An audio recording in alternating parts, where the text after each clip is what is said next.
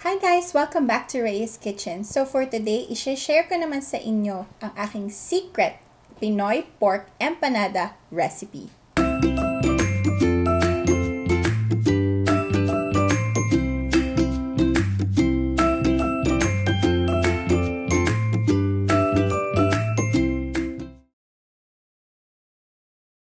So guys, after trying so many variations ng empanada dough, I came up with this recipe. And itong recipe na to ay may two parts. We have to make the filling and we also have to make the dough. And importante din sa recipe na to na magandang klase ang butter na gagamitin ninyo. So ang una muna natin gagawin ay ang filling. And the ingredients that we need are ground pork, potatoes, carrots, onion, garlic, magic sarap, patis, dark soy sauce, and pepper. Umpisahan na natin. Okay guys, ready na tayo. Mainit na ang ating pan. Lagyan lang natin ang ating mantika.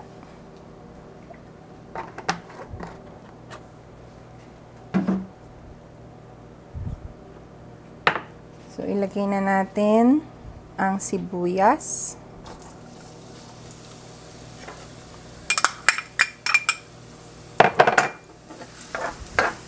Sweat lang natin ang ating onions.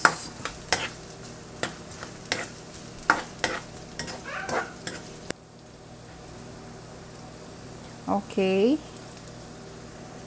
Pwede na nating ilagay ang ating bawang.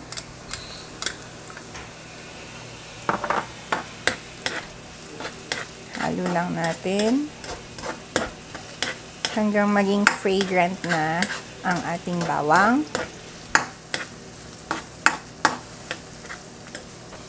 Okay, pwede na rin nating ilagay ang ating ground pork.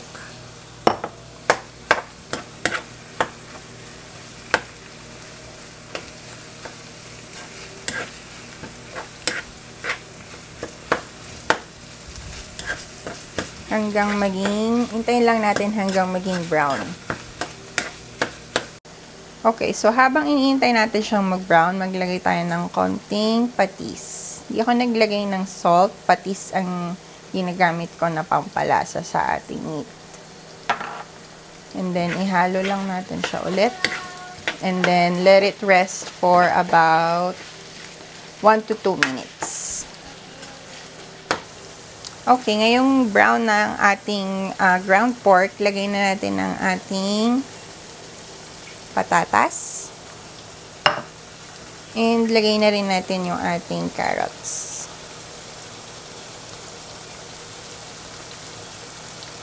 So, pwede nyo rin siyang lagyan ng green peas and raisins. But since hindi namin siya masyadong type, so hindi ko siya nilalagyan ng green peas at raisins. Pero ang raisins, pambadagdag siya ng tamis. So, if you want manamis-namis, you can totally add raisins. Okay, so once na nalagay na natin yung ating carrots and potato, pwede na rin tayong maglagay ng ating magic sarap.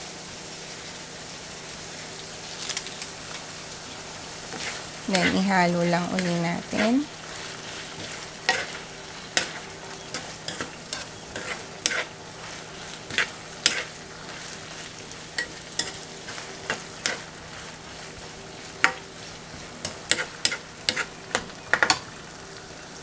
Lagyan na rin natin ng konting pepper.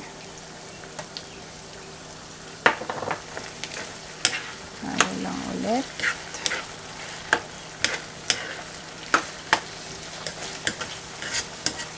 So, yan. And then, hintayin lang natin hanggang medyo lumambot yung ating patatas. Okay guys, so malambot na ang ating potato.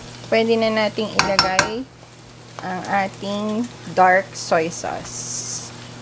Yung dark soy sauce, nag-a-add siya ng color and flavor sa ating filling.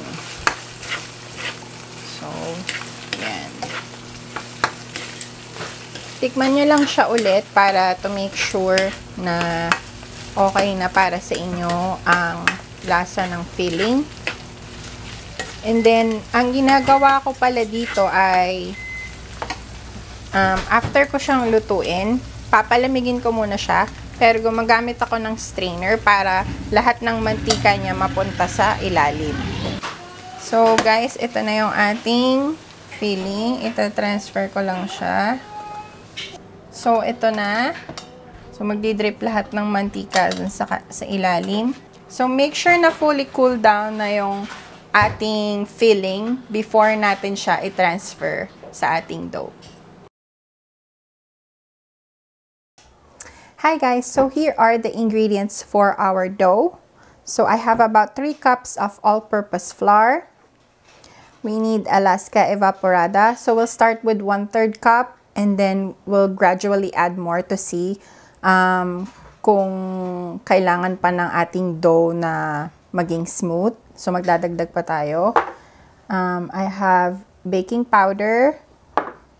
I have salt, sugar, and cold butter that's cut into cubes. Okay, let's make our dough. Okay guys, so let's mix all our dry ingredients. We have the flour here. I'll mix the sugar, the salt, and then our baking powder. And then we'll just mix this.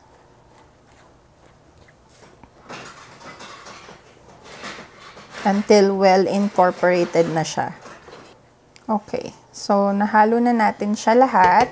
Next natin gagawin is we'll put our butter. Pa-cubes, ganyan.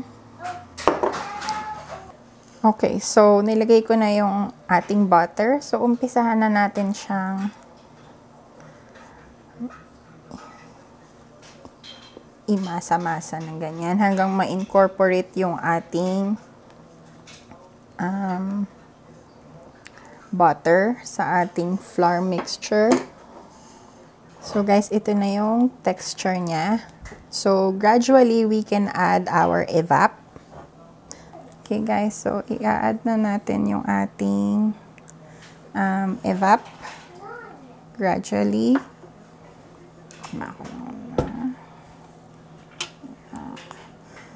Then, isahan natin. And then, mag-a-add lang tayo uli ng mag-a-add.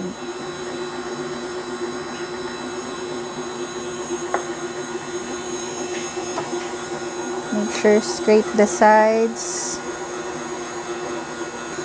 So, hanggang makuha natin yung consistency na gusto natin, I'm adding about 2/3 cups of evaporated milk.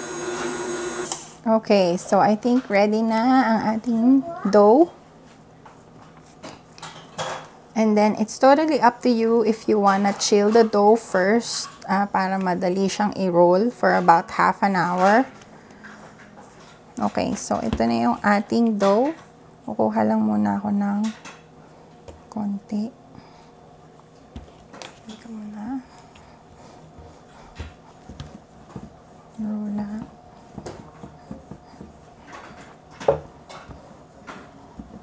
So, sa empanadang to, ang tinatry namin lagi na ma-achieve is thin crust para malutong at magtatagal yung ating tinapay. So, lalagay ko lang to cut.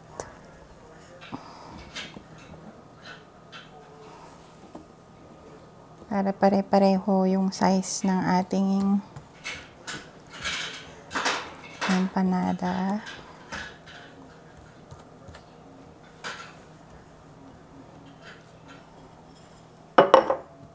Okay, ayan na siya. So, manipis lang siya. Ayan. So, tabi lang natin hanggang magawa na natin lahat. So, ito na yung ating dough. Lalagyan na natin siya ng filling. Make sure na yung inyong filling ay hindi na mainit.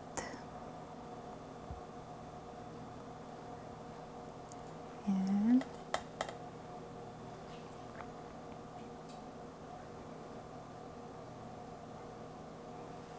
Okay.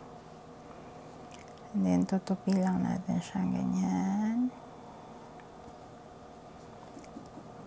Yan. And then, i-pinch nyo lang yung dulo para mag-seal.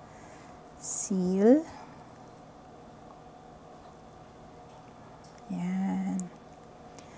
And then, yan. Flat lang ng konti. So, yan na siya. Okay guys, ito na ang ating empanada. So ito, I have 18 pieces here. Yan. So i-deep fry na natin siya. Okay, so before natin siya i-deep fry, lalagyan natin siya ng, papahiran natin siya ng egg wash. Yan. So guys, mainit na ang ating mantika. Pwede na nating i-drop ang ating empanada. So maglagay lang tayo mga 2 at a time para hindi siya ma-crowd and mabilis siyang maluto. So guys, ito na ang ating empanada. Ito nyo naman, crispy. Pakita ko lang sa inyo kung gaano siya crispy. Ayan. Tikman na natin. Guys, ang sarap. Super buttery ang kanyang crust.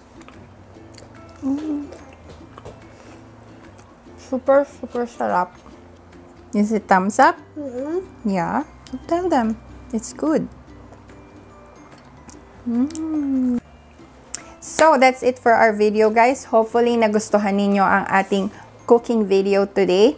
And as always, please like and subscribe for more cooking recipes. See you guys again. Bye!